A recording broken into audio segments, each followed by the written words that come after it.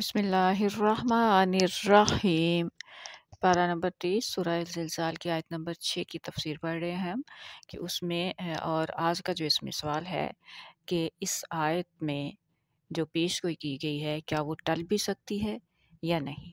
तो इसी का जवाब आज देखते हैं। अऊज़ु बिल्लाहि मिनश शैतानिर रजीम।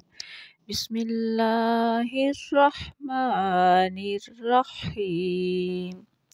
रब्बि इश्रह ली सदरी व यस्सिर ली अमरी वहलुल उक़दतम मिन लिसानी यफ़क़हू क़ौली रब्बि ज़िदनी इल्मा अल्लाहुम्मा फ़क़िहना फ़िद्दीन।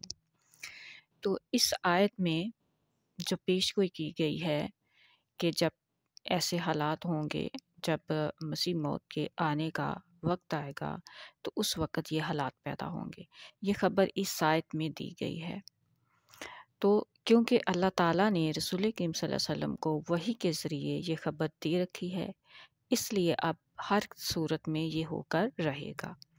ये बात नहीं रुक सकती, नहीं टल सकती, क्योंकि अल्लाह ताला ने ये ख़बर दी है कि उस ज़माना में जब मसीह मौत आएगा और जो हमारे रसूल सल्लल्लाहु अलैहि वसल्लम की दूसरी बुस्सत सानी होगा, ये अलामात ये रूनमा होंगी जो हम पिछले आयत में पढ़ रहे हैं।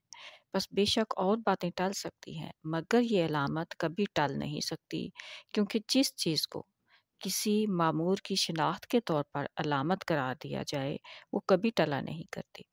और इसी असूल को मसीह मौद अलैहिस्सलाम ने भी लिखा है कि बेशक अंसारी ख़बरें टल जाया करती हैं, मगर वो अंसारी ख़बरें यानी कि जो दी गई होती हैं डराने वाली या खुशखबरियाँ अल्लाह ताला की किसी मामूर की अलामत के तौर पर बयान हुई हों, कभी नहीं टलती, बल्कि वो उसी तरह पूरी होती हैं जिस तरह अल्लाह ताला के बताए हुए खैर के अमूर पूरे होते हैं।